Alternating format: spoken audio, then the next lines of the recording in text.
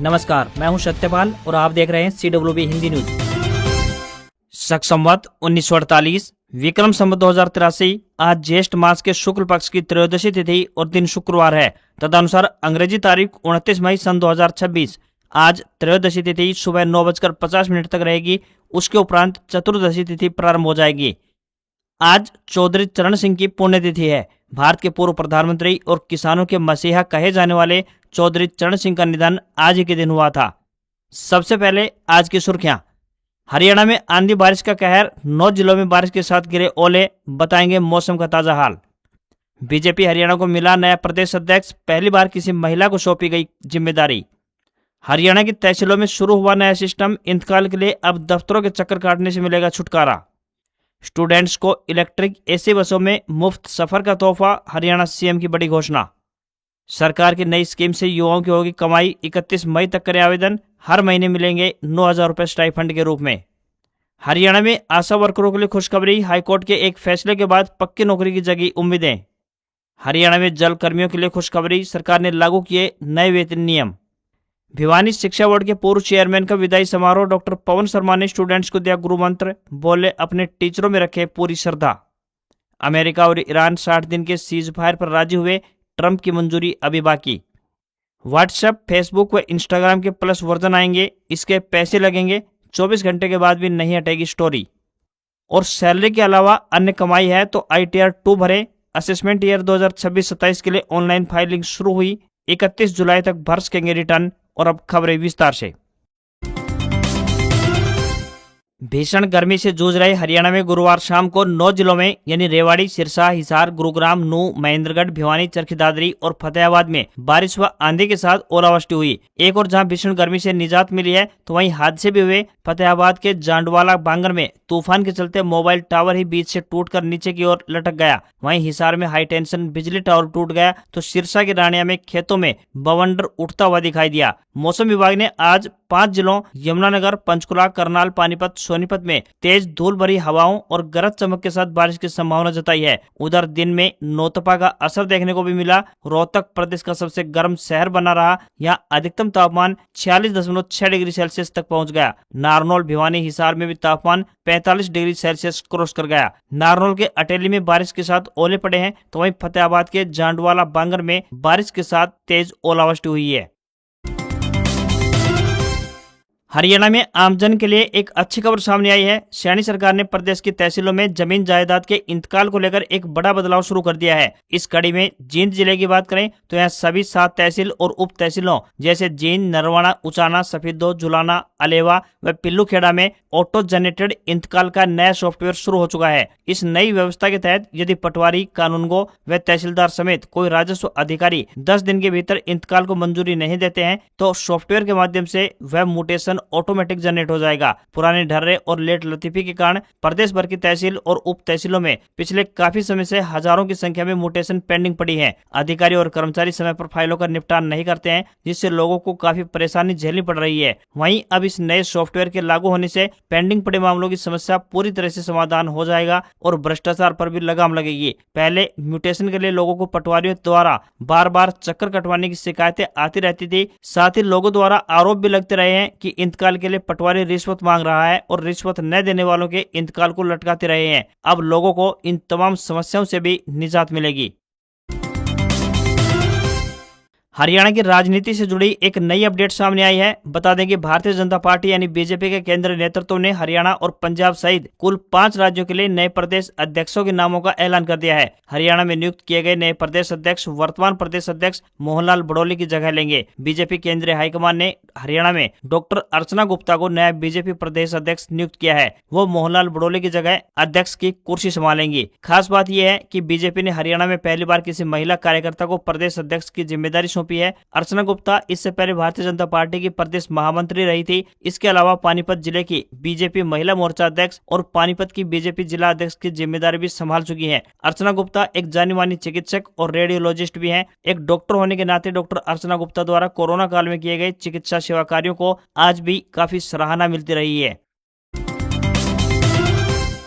हरियाणा के हजारों आशा वर्करों के लिए एक अच्छी खबर सामने आई है। इन आशा वर्करों की यूनियन ने प्रधान सुनीता के नेतृत्व में स्वास्थ्य मंत्री आरती राव से मुलाकात की है और सालों से अनुबंध आधार पर कार्यरत आशा वर्करों को पक्की नौकरी और तमाम सुविधाएं उपलब्ध करवाने की मांग की है। आशा वर्करों की यूनियन ने स्वास्थ्य मंत्री को सुप्रीम कोर्ट व हाईकोर्ट के विभिन्न फैसलों का हवाला देते हुए ये मांग की है। हरियाणा में इस समय 20,000 से अधिक आशा वर्कर सेवाएं दे रही हैं और इनमें से तकरीबन 17,000 आशा वर्कर ऐसे हैं जिन्हें नौकरी करते हुए 10 साल से अधिक का समय बीत चुका है। गत दिनों हरियाणा में राष्ट्रीय स्वास्थ्य मिशन के तहत सालों से संविदा आधार पर कार्यरत हजारों कर्मचारियों के लिए पंजाब एंड हरियाणा हाईकोर्ट से बड़ी राहत आई है। जस्टिस संदीप मोदगिल की बेंच ने 104 याचिकाओं पर एक साथ फैसला सुनाते हुए कहा था कि राज्य सरकार संविदा व्यवस्था की आड़ में कर्मचारियों का अनिश्चित काल तक शोषण नहीं कर सकती है। स्वास्थ्य मंत्री आरती राव ने आशा वर्करों की इस मांग पर सहमति जताई और एनएचएम महानिदेशक आर.एस. ढिल्लों को विभागीय कार्यवाही शुरू करने की संभावनाएं तलाशने को कहा है। हरियाणा के मुख्यमंत्री नायब सिंह सैनी पानीपत दौरे पर पहुंचे, जहां उन्होंने पुराने बस स्टैंड परिसर में नवनिर्मित इलेक्ट्रिक बस डिपो का उद्घाटन किया। इस दौरान उनके साथ शिक्षा मंत्री महिपाल डांडा, स्थानीय बीजेपी विधायक प्रमोद विज, नवनिर्मित प्रदेश अध्यक्ष डॉक्टर अर्चना गुप्ता सहित कई अन्य वरिष्ठ नेतागण व कार्यकर्ता उपस्थित रहे। इस कार्यक्रम के दौरान मुख्यमंत्री ने पंचकुला, यमुनानगर, कुरुक्षेत्र, पानीपत और सोनीपत जिलों के लिए कुल 80 लो फ्लोर इलेक्ट्रिक एसी बसों को हरी झंडी दिखाकर रवाना किया। इनमें से 40 इलेक्ट्रिक बसें अकेले पानीपत रोडवेज डिपो के हिस्से में आई हैं। सीएम नायब सिंह सैनी ने एक बड़ी घोषणा करते हुए कहा कि सभी इलेक्ट्रिक बसों में स्कूल व कॉलेज के स्टूडेंट्स को फ्री सफर करने की सुविधा मिलेगी। इसके लिए उन्हें अपने शैक्षणिक संस्थान का पास दिखाना होगा। रोडवेज डिपो के एक अधिकारी ने बताया कि जेबीएम कंपनी की ये इलेक्ट्रिक बसें एक बार फुल चार्ज होने पर 150 किलोमीटर की दूरी तय करेंगी। इन बसों में यात्रियों की सुरक्षा के लिए सीसीटीवी कैमरे जैसे ही हर सीट पर SOS यानी इमरजेंसी अलार्म बटन की सुविधा भी मिलेगी। इस बटन को दबाते ही सबसे पहले ड्राइवर और फिर सीधे डिपो के कंट्रोल रूम को सूचना जाएगी। इन बसों में हैप्पी कार्ड, सीनियर सिटीजन या फिर अन्य कोई पास मान्य नहीं होगा। 5 साल तक के बच्चों का मुफ्त सफर की सुविधा मिलेगी और 5 से 12 साल तक के बच्चों की आधी टिकट लगेगी।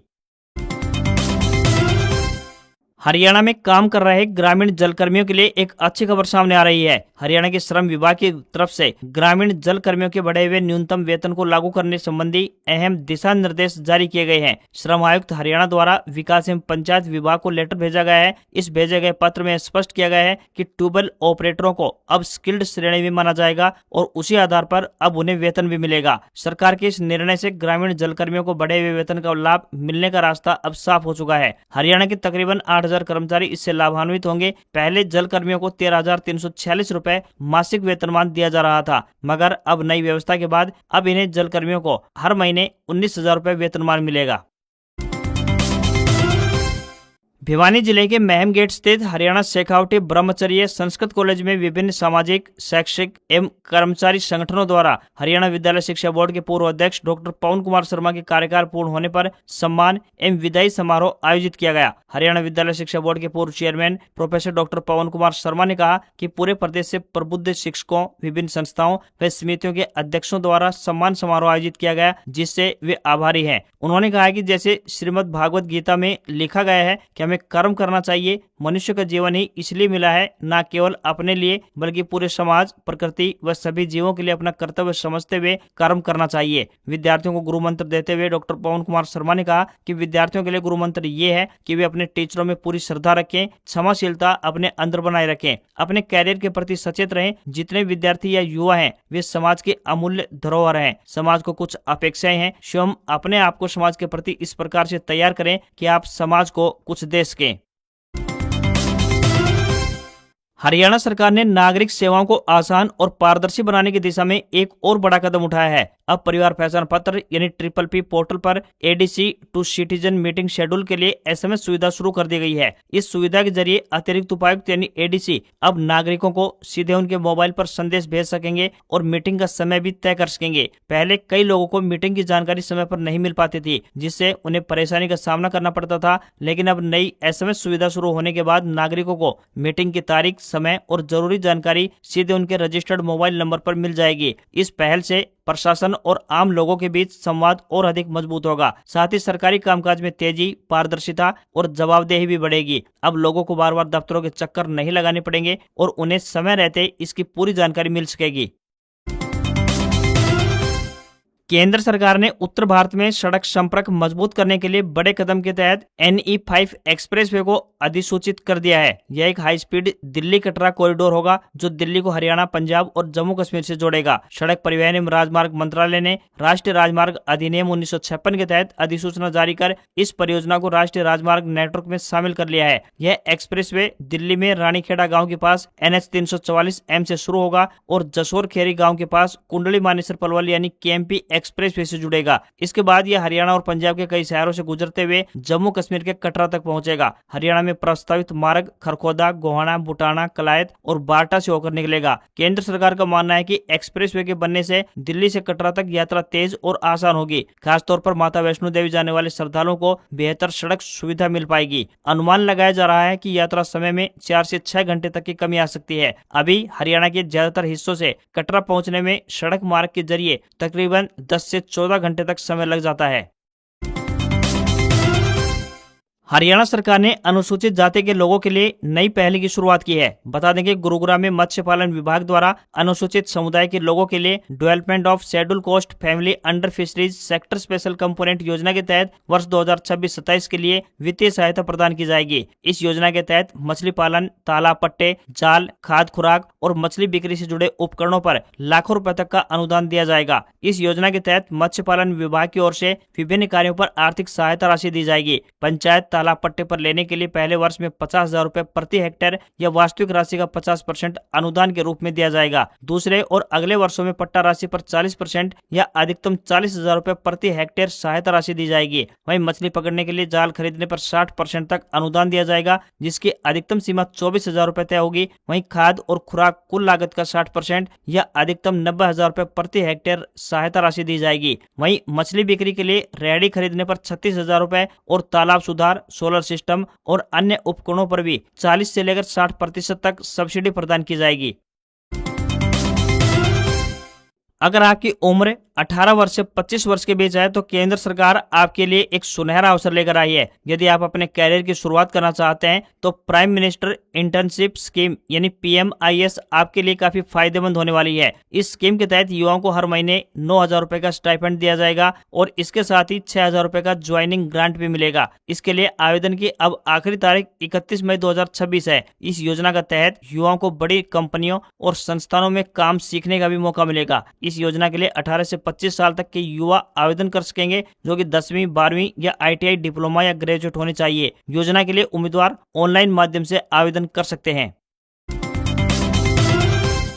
समग्र शिक्षा विभाग रोहतक में शैक्षिक स्वयंसेवक के पदों पर भर्ती के लिए आवेदन मांगे गए हैं। समग्र शिक्षा जिला रोहतक के तहत संचालित जिला रोहतक के 12 विशिष्ट प्रशिक्षण केंद्रों सत्र 2026-27 पर special training for out of school children कार्यक्रम के अंतर्गत 7 से 14 वर्ष तक के बच्चों को विशेष प्रशिक्षण प्रदान करने के लिए शैक्षिक स्वयंसेवकों को आबद्ध करने के लिए योग्य उम्मीदवारों से आवेदन आमंत्रित किए जाते हैं। आवेदन करने की अंतिम तिथि 1 जून है। इन पदों के लिए आवेदक 12वीं पास व B.Ed या D.Ed या स्पेशल B.Ed न्यूनतम 50% और समकक्ष होना चाहिए। साथ ही STET या CTET और उच्च शैक्षणिक योग्यता प्राप्त व शैक्षिक स्वयंसेवकों के अनुभवी अभ्यर्थियों को नियमानुसार वरीयता दी जाएगी। उम्मीदवारों को कोई भी आवेदन शुल्क नहीं देना है। आयु सीमा 18 वर्ष और अधिकतम 42 वर्ष तय है। सैलरी 10,000 रुपए पर मंथ मिलेगी।